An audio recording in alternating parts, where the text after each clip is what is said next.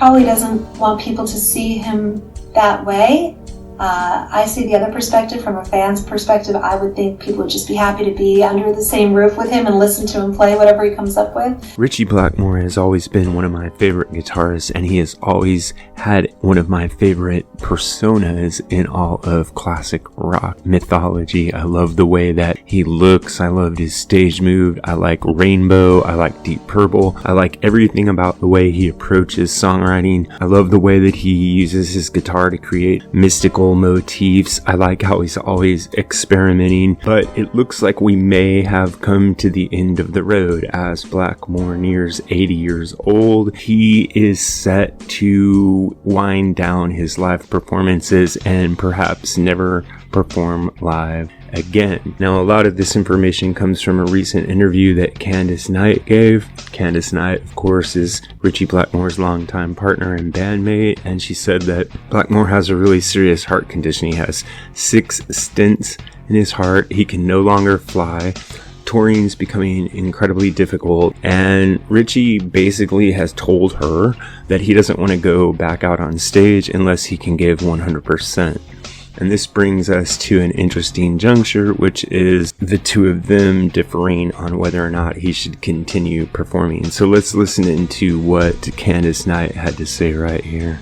As far as flying anywhere, right now Ritchie has actually been told by his cardiologist not to get in a plane. He had a heart attack about 1.5 years ago. He's got 6 stents and is dealing, I can't believe he's going to be 80 on April 14th. So... which is crazy, but doesn't look it, still doesn't act it, but eventually, medical things wind up catching up with you, so we got to make sure we keep him happy and healthy.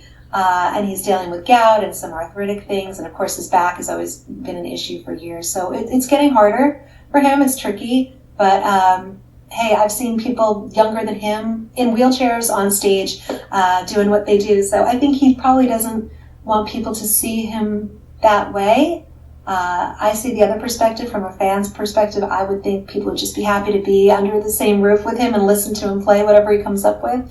So we kind of have this discussion or argument. I'll say discussion all the time. But he was just recently at his cardiologist, and they said let's put traveling by plane on hold.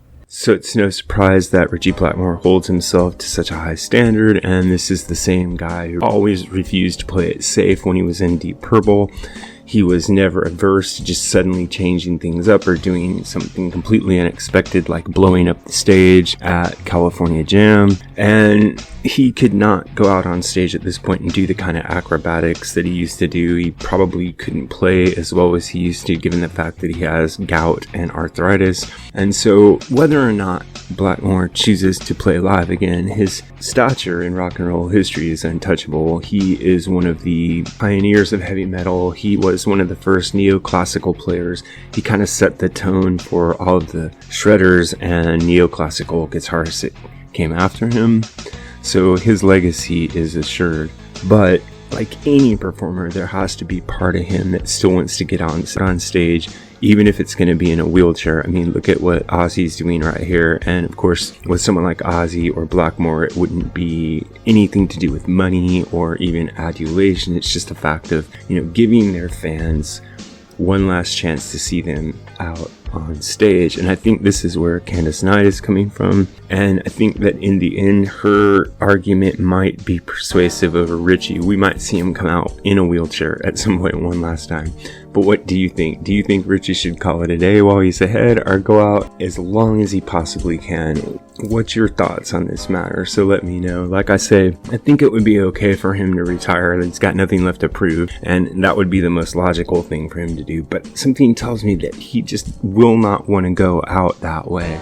Blackmore's not just want to quietly walk away and fade into the shadows. I think there might be one last act. This is what I think, but what really matters is what you think. So if you have an idea about this or any other topic connected to classic or contemporary music, please drop it in the section below, and remember to like and subscribe. Thanks a lot.